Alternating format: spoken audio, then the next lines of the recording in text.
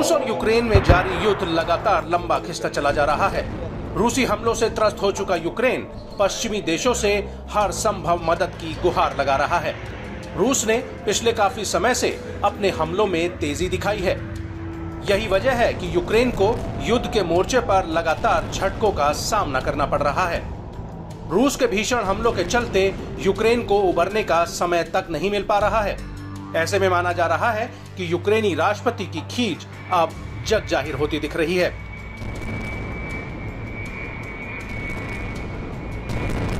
बताया जाता है कि ज़ेलेंस्की अब पश्चिमी देशों पर यूक्रेन को नजरअंदाज करने का भी आरोप लगाने लगे हैं। यही वजह है कि यूक्रेनी राष्ट्रपति ज़ेलेंस्की ने पश्चिमी देशों को बड़ा संदेश देने की कोशिश की है। इसके तहत ज़ेलेंस्की ने कहा कि रूस के साथ संघर्ष में पश्चिमी देशों को भी शामिल होना चाहिए और कीव की वैसे ही रक्षा करनी चाहिए जैसे हाल ही में ईरानी हवाई हमलों के दौरान इजराइल की गई थी। ज़ेलेंस्की ने सोमवार को एक टेलीग्राम पोस्ट में पश्चिमी देशों से ये गुहार लगाई है।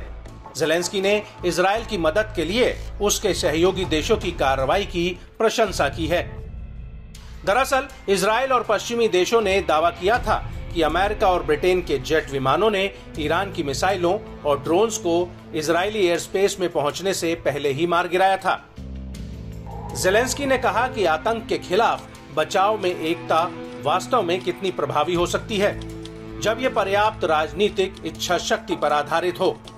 इजराइल, अमेरिका, यूके, फ्रांस और जॉर्डन ने एक साथ और अधिकतम दक्षता के साथ काम किया।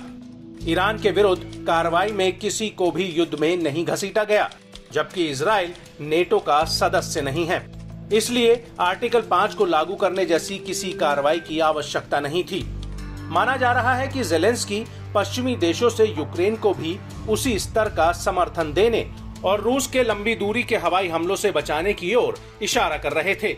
उन्होंने आगे कहा कि यूरोपीय आसमान को बहुत पहले ही समान स्तर की सुरक्षा मिल सकती थी यदि यूक्रेन को ड्रोन और मिसाइलों को रोकने में अपने साझेदारों से समान पूर्ण समर्थन प्राप्त होता। मालूम हो कि ये पहला मौका नहीं है। इससे पहले भी कई बार यूक्रेनी राष्ट्रपति खुलेआम पश्चिमी देशों को घेरते नजर आए हैं।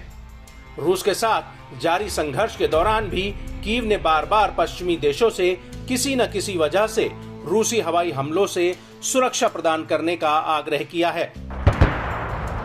यहां तक कि यूक्रेन पर नेटो की ओर से लागू नो फ्लाइंग जोन की स्थापना भी की है।